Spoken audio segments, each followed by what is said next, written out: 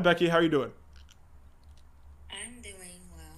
That's good. So, why do you like Trump? I like Trump because I feel like Trump really wants the better for our society, better for the people, better for the veterans, better for the youth, the elderly. I feel like we have to stop looking at what he's currently doing and we got to look at the bigger picture because we have to realize we have to look because this is only the first couple of months in like his second term. So we got to realize the boat is going to be a little rocky, but I'm saying give it the 4 years and our economy is going to go up in numbers. We're going to have a lot of jobs. Homeless people are going to be off the streets. People are going to be making more money than ever before. Okay, AI technology will be down. I just feel like down. we have to, yes. You want AI technology to be worse? I'm not in favor of AI technology at all. Okay, so when Trump is building up his economic cabinet out of AI advisors and making his main, economic push for more AI jobs, then you disagree with that? Well, the thing is that I'm pretty sure if Trump is doing it, he's doing it for a right reason, and I'm pretty sure he's not going to use like AI once he gets where he needs to be. You understand? He just Because accepted ChatGPT's. He's putting AI like using Grok and ChatGPT for the government, and like it. I mean, like you have your belief, which is that you don't like this AI technology. If Trump's making helping it, then you don't like what Trump is doing. I never said I didn't like what Trump was doing. I You, just don't like AI in general. But if Trump is doing something, I'm totally in favor of almost everything he does because he's doing what's better for the oh, okay. You country. said almost everything. What is something that you've disagreed with? Something that I disagree with.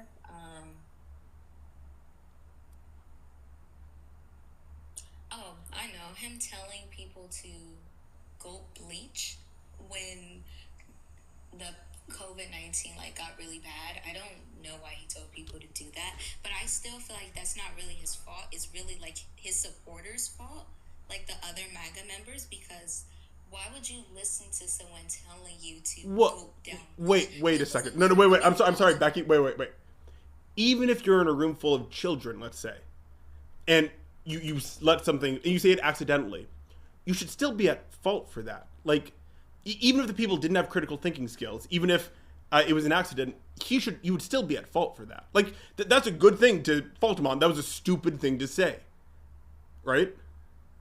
Yeah, I Yeah. agree. I don't know why he told people that, but it is not his fault that those people went to the hospital because you know, like, especially if you're Okay. if you're someone as old as me, you know that you Wait. shouldn't be gulping down cleaning substances. You learned this as a child, Sure, but so he's the it's not his president of the fault that United he said States, and he has a responsibility to think about what he says. And I think we can both agree that oftentimes he doesn't think about what he says before he says it on things that could have potentially harmful ramifications. Yes?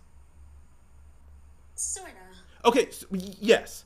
Now, the other day, Trump was on CNBC. This isn't that's not a political thing. They just care about making sure the market looks good and making anybody who controls the market look good because they care about how the market's doing. They had Trump on, and for no reason, Trump just starts talking about how he was throwing up tariffs on China and didn't actually know how many tariffs he had thrown up. This is our largest trading partner. Billions and billions of dollars in trade goes between us and China, and he was throwing up random tariff percentages.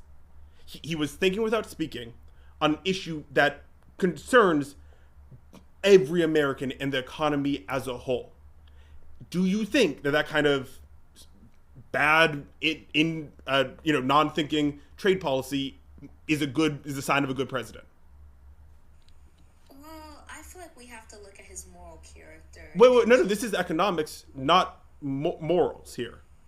yeah, economic, but I feel like he shouldn't be the one that's in charge of that. Isn't there someone who is like in charge of that economics? Wait, you think some okay, okay. First of all, he ran on this. He ran on this issue doing these tariffs. Second of all, are you saying that Trump needs a babysitter? No, I'm just saying like he's the president. He has like more important duties to worry about than the economic status of the United States.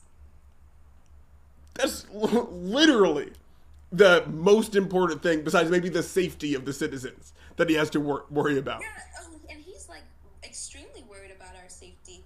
He deployed National Guards to DC. He's been getting the immigrants out Okay, of okay. our Sorry, country. let's talk about the wait. Let's take on like one issue at a time. Let's talk. I should be finishing economics. We can come back to that. Let's talk about the National Guard. In 2008, if Obama sent a bunch of National Guard troops when crime was higher than it is now into DC, would you be on board for that? Absolutely not. But Oh, okay, okay. In 2020, in 2021, when crime was higher in DC, would you be okay with Biden sending the National Guard? no, But you're okay with it. But you're stop. No, no. I'm sorry. I'm sorry. This is an important point. You need to understand what you just said. You're not okay with it when crime was actually higher. You're not okay with it during the second presidency when crime was actually higher. But you're okay with it just because it's Trump. That you have intuition to yourself. You can see that some of the things he does are bad and some of the things he does are good. If you know that this thing is bad every other time, why is it good this time? because you have to look at where he's truly coming from. He has been our only president to actually care about the citizens' safety. As you see that he's like getting rid of so many immigrants, and you know that Who Biden, does we both more Biden crime? and Obama Immigrants or take native-born over. citizens? I truly feel like that if their parents weren't actual citizens and they were born in the United States, he has the right to deport them. So first of all, that's not true according to the Constitution, in which case you disagree with the Constitution. But I don't disagree with the Constitution. the but I do 14th feel like Amendment, they're not all- sorry, not the 14th Amendment. Anybody born in this country is a citizen. End of story. That's in the Constitution. If you disagree with that, you disagree with the Constitution. Now, second of all, who commits more crime? Native-born people or immigrants? Or even illegal immigrants? say the native-born people who are like children of immigrants. No. And whenever we study this, native-born population commits much more crime than immigrants. So if the issue is with safety, then arresting native-born people would be better for your values than arresting immigrants. Immigrants also add massive amounts of money into this economy. For every dollar they take out in social services, they add 7. Now, beyond that, it's not just an issue of, well, look, they're actually better for our economy, so we should keep them. Or, look, they're actually, nice people, so we should keep them. This mass deportation policy is genuinely just kidnapping people off the streets and putting them into, camps. I mean, terrible, disgusting camps. That's not a good thing. I know. Sometimes you do have to step on a couple of eggs to make a No, wait, whoa. If your child was sent to this facility, would you accept somebody saying, no, if your child was sent to one of these facilities, would you be okay with somebody saying you have to break a couple eggs? No, because Then stop. Then you shouldn't be okay about talking about any child or any person like there are a couple of eggs that can be broken. that's not what I'm saying. What You I'm said saying these policies are necessary because you have to break a couple eggs sometimes. No, you don't. You never have to separate a mother from her child that were just visiting this country because you think they might not be from here. You never have to build a concentration camp in Florida to house many people without due process. That you just don't have to do that at all, and Trump is choosing to. Right? Yes, but No, why is there a but there? you have to look at the bigger picture. I didn't mean to say it in that type of context. Yes, but this policy allows people to think that way. To help the national safety, then sometimes it's going to be hard to point out every individual. But it doesn't, because these ICE things. I mean, they're leading to shootings on the highway. They're leading to people kidnapping women because they're dressing as ICE, and you just can't question ICE. They don't have to show their face. They don't have to show their badge number. They don't have to tell you their name. It's not contributing to public safety. And the public isn't safe if we have to deal with tanks on the streets and our army roaming the grounds. Like, that's not more safe. And you know that if Biden had tanks on the streets, you would see it as authoritarianism or fascism. Like, you know that. But this ties back into my original point. You have to look at what their intentions are. Oh, Biden's intentions with tanks would have never been good. And you can't have a good intention to have tanks on the streets of America unless there is like an actual army invading. Trump's intentions with the mass deportations is simply mass deportations. And that's not a good thing on its face. You don't have to look any deeper. If he is sending children to these camps, that needs to end there. Means don't always justify the ends. And in this case, the ends simply are the means. He's mass deporting people just to mass deport people. Because there is no public safety threat.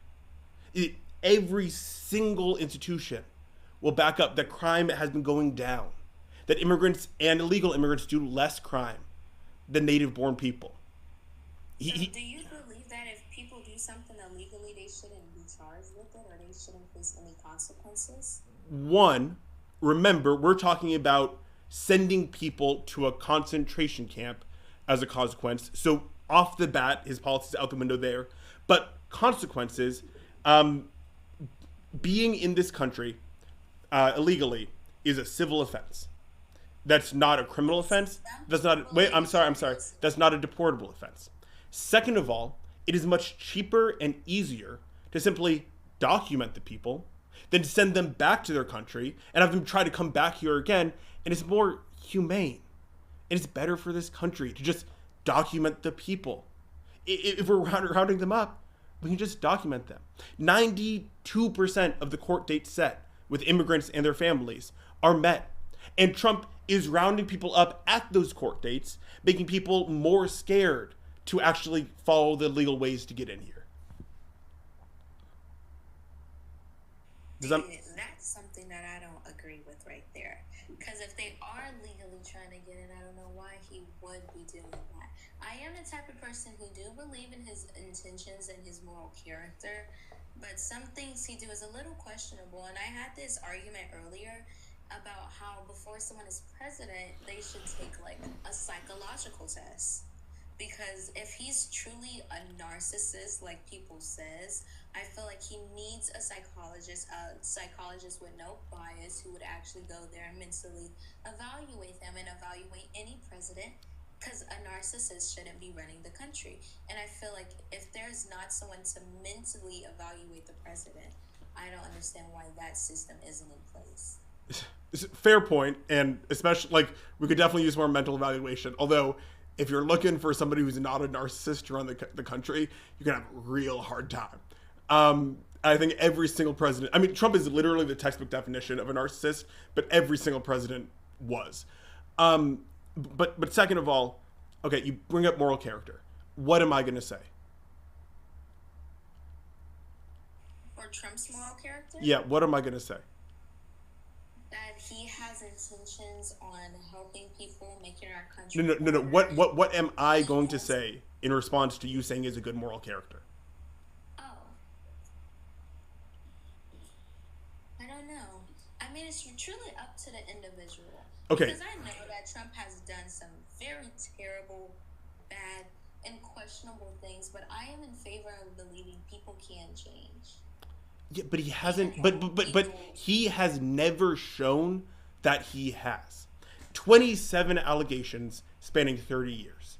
Being proud of grabbing women by their genitals. Being proud of walking into the Miss Teen USA pageant that he owned into the dressing room for the little girls. I mean, so many instances of him being a terrible person.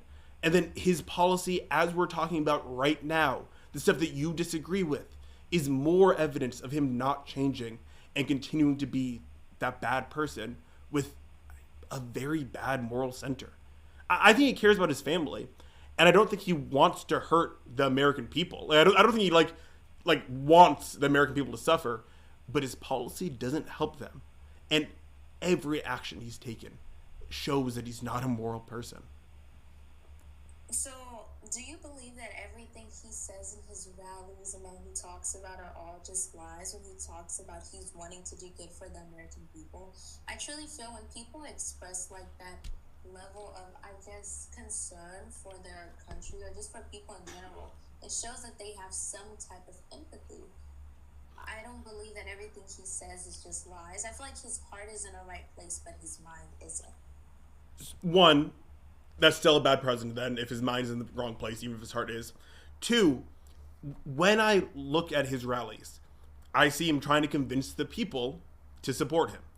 I think his entire life been a con man and somebody who gets his way by bribing people or lying about people. I fully believe he's lying. Like I don't even believe it. He is lying to you so often, so often. If you look at PolitiFact and like I don't know, it's a good news source. Like you can look at PolitiFact, you can see that like 10,000 lies I use that he Fox said. News because it's kind of credible. Oh my, you know Fox News had to like pay millions of dollars for like literally lying on national television, and in the lawsuits when they were there in court, they said no rational person would believe what we're saying. We are playing a character. They said that in their lawsuit. I feel like they said that just so they wouldn't get sued. But In like, which case, the news corporation that you trust is lying under oath. but I feel like Right? In which case, they're not trustworthy. But the thing is that people have lied before. I feel like lying isn't that big of a deal. But Because people tell me white lies all the time. but no, I yes, think but this it's isn't a false. white lie. He's inventing an immigrant invasion to do mass deportations of people into concentration camps. He's inventing this stupid, government inefficiency story so he can cut departments that actually help people, which is actually increasing the deficit. He's inventing this story about oh my god, what was the vaccines and using RFK to destroy so much of our health infrastructure. He's invented this story about woke, taking over our colleges and using that to Passed destroy away from people. the COVID vaccines when they first came out. So I have not ever took a COVID vaccine. I stopped getting vaccinated when I was 5 because my parents were against it, and I'm still against it. And I am currently pregnant. I have had no vaccinations the entire time. Becky, why? Why? Oh god. Why? I'm against it. Why?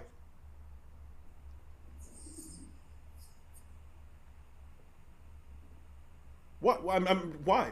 Like, why do you think vaccines are bad? Because when people took the COVID vaccines, they passed away. And in general, I do feel like vaccines are just a hoax for the government to, like, get a grip on us and try and control us and try to make us think things that are real. When we know, like, all these diseases aren't truly, like, that serious as they make them out to I be. want to say two things. First of Yes. all, you believe that the government, whoever that is, whatever, it has created this century-long campaign to control Americans, and somehow managed to keep it hidden well enough that most Americans don't believe it. And they could lie about this thing for that long with that number of people working for them, but that Trump couldn't lie to you consistently. Just to be clear, right? I believe Trump has a good moral character, and I don't believe But not the entirety of the people who've worked at the NIH and CDC and health institutions across the globe. You think the entirety of those doctors have a bad moral compass? No, I just believe I just believe. I don't think they all have a bad moral If they compass. knew that I just don't vaccines believe in harm people vaccines. and they gave it to people, they would have a bad moral compass. What you're like, you have to be saying that everybody who participates in the vaccine program, all the millions of people, have a bad moral compass because they are participating in this effort, right? Do you So understand that? they're endangering themselves, the people around them, and their children if they are taking their children to get vaccinated. I am currently 6 months pregnant and I haven't been vaccinated the whole time. I'm I'm feel pretty fine. I Do, haven't been sick or anything. do you understand that more people have died of measles this year than the number of people who had measles in the past 20 years combined? Do you understand that? Yes, Okay, and so vaccines, when they are cut up, when, like, there's fewer people getting vaccinated, more diseases spread. That simply is true. Do you know what a vaccine is? yes, it's a mixture of all these chemicals that they put inside of your body. What chemicals? Random chemicals. Like you No, don't even know what the chemicals are. no, not random chemicals. So let's talk about smallpox. Back in the, like, 1400s, when smallpox was a huge thing, you get these poxes on your skin, and people would actually cut some of it off and put it on another person to inoculate them from the smallpox. They would put some of their virus on them. Now, this was a bad way of doing it, because when you just put some of your alive virus on somebody else, it's, creates, they get an infection, but not as bad as infection as if they got infected naturally. Over the years, over centuries, and as people developed the scientific method and microscopes to actually study these things, they realized they can take a little, some of the germs and get them almost dead, or just some parts of the germs, and put that and inject that into people. That way, people's immune systems learned what these viruses are and how to fight back against them without actually having to take on the real thing. And then when the real thing comes at us, our bodies know how to defeat it. Does that make sense to you? No, it doesn't. And I'm going to tell you how. Okay. Because for one, I don't believe that anybody should be injecting illnesses inside of my body, which is one of the reasons why I'm not going to get my child vaccinated once he's born. Because why are you injecting viruses inside of my body or my infant's Okay, body? stop. Didn't I just explain that to you? Yes, you did, but I feel like the reason that they're telling you is false. Okay, wait. I wasn't told that. I'm a science teacher. I've studied this stuff. I know how vaccines work. You can. How many germs do you have on you right now, like on your skin? Probably hundreds and thousands of them. Trillions of germs. I mean, like, in your body and all throughout. You have microscopic little bugs living on your eyelashes right now that mate whenever you blink your eyes. Your body is infested with all these things, and they're constantly coming at you. And what do children love to do? Stick things in their mouth, ingest things. They'll randomly ingest these really harmful, really bad germs and viruses. If their bodies have never encountered them before, their bodies don't know how to deal with it. If their bodies encounter a weakened version of that virus or germ, then their bodies do know how to deal with it and don't get sick from the new germs coming in. See, honestly, I don't get that. I feel like we're just gonna have to agree to disagree on that point. Cause I'm about to be a mom soon, and when I become a mom, I'm just gonna, if my child gets a virus, I'm just gonna let him fight it out himself. Because I feel like our bodies are naturally made to be able to fight viruses, or What else was God the didn't infant? give What us was these the? viruses. I'm sorry for interrupting you. What was the infant mortality rate before vaccine? Before the 1900s? Probably 70%, maybe. I don't think it's 70%, but ridiculously high. You had to have so many kids because so many of them would die. Why did infant mortality decrease?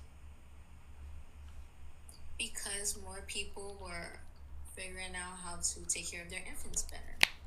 Yes, and what was the main thing that they learned? What when it was invented created the largest spike in infant surviving? I guess the vaccinations, if There that's you what they go. say. No, that's not what they told me. That's what happened. When vaccinations started getting mainstream, infant mortality plummeted. Yeah, Well, but you have to realize that's what you believe, and me and you no, believe this. no. I'm sorry. No, there is evidence that this isn't just an opinion. This is data-backed evidence. There's a difference. We know how germs work. We know how viruses work, at least to this extent. And we know if you've encountered a weakened version of a virus before, you have a better chance of fending it off again. I have a is true, then I haven't been vaccinated, like I said, since I was 5 years old. So, how am I still alive? I feel like me being alive currently is just proof that Where do you live? vaccinations are pointless. Oh, I live in Texas. Okay, awesome. What part? Just asking. I live in Dallas. Okay, great. So you live in a modern area where a majority of the people are vaccinated for most things. So the worst diseases, which everybody gets vaccinated for, have gone. Smallpox has gone away. Measles was away, and now it's come back after people stopped taking vaccines. You're benefiting from the general herd immunity. The fewer people who are immunized, the more viruses are allowed to populate and multiply and spread. And so you're not dead because you're lucky. I don't know you. You might get sick more often than the average person, maybe. I don't know you, but you're just a person. So like it's entirely possible for you to just not have encountered most of the harmful viruses that we're talking about. Additionally, you could be a crazy outlier, and we would still know that vaccines help. Does that make sense? I guess in some aspects. What aspects doesn't it make sense in? That I don't believe that it's truly based on luck, me being alive. I just believe that my body is just how the normal human body is made to be. And my parents knew what was best for me by taking me off vaccines when I was 5 years old. You believe that. That's not necessarily true. Look, Like I said, we both have different beliefs. You believe that vaccines help people, and I believe that they don't. but They what I'm probably saying, help people, but I don't believe like they're necessary. I never said they were necessary. I'm saying if you want to have the best chance of survival and the best chance of living a long and happy life, then getting vaccinated helps that. And I'm saying that if you believe the opposite, there is no evidence for that belief. Well, yeah, truly, but I truly feel like me being alive is my evidence. That's why when my son is born, he doesn't need vaccinations because if his mom Okay, wait, no. vaccinations, If I gave, if I ate a peanut, is that evidence that nobody has peanut allergies? not necessarily. No, it's not. You being alive shows that you're alive. There are plenty of people who are unvaccinated. Nobody says you're going to die definitely if you don't get a vaccine, but the likelihood of you getting incredibly sick from one of the diseases you're vaccinated against is drastically lower if you're vaccinated. I have a question. Yes. So, do you believe that I shouldn't have my son grow up on the same beliefs as me and actually get him vaccinated? I think you Because should. as someone who's becoming a first-time parent, I don't want to like unalive my infant. I believe that you care for them. I don't think that you're like trying to hurt them. I believe you should go like in any decision. I believe that we should make it with whatever the best evidence and reasoning is at the time. We know that vaccinations help people. We know that they make you safer from those vaccines. And so yes, I think you should absolutely do that. I guess that is a logical standpoint. I guess I it's just hard because that's what I believe. But I don't want to wind up harming my infant because I didn't know I could harm my infant by not giving them vaccines. All my friends and my family tell me that vaccinations aren't that important because most people in our family don't get them. That's just the type of people that we are and how we're raised. And you know what? I'm happy that your family's healthy. Like that's good. Like I'm glad, regardless of whether you got vaccinated or not. We just know that, like, and I know that you care about your child. You don't want to harm them in any way, and ensuring they're vaccinated protects them the most. And that's just the end of the story. Well, thank you for educating me more. I really appreciate that. Thank you for having a great conversation. I want to end off with two things. First of all, you said you believe that vaccines were harmful. You never actually gave reasons for why you believe that. You just gave reasons for why you didn't think vaccines were helpful. And so I want you to think about it, that I don't think you believe vaccines are harmful. I just think you weren't raised in a family that had knowledge about what vaccines are, and they seem like a scary thing. And so you just made an intuitive leap to believe that. And I want you to think about the fact that, like, yeah, they do just help people.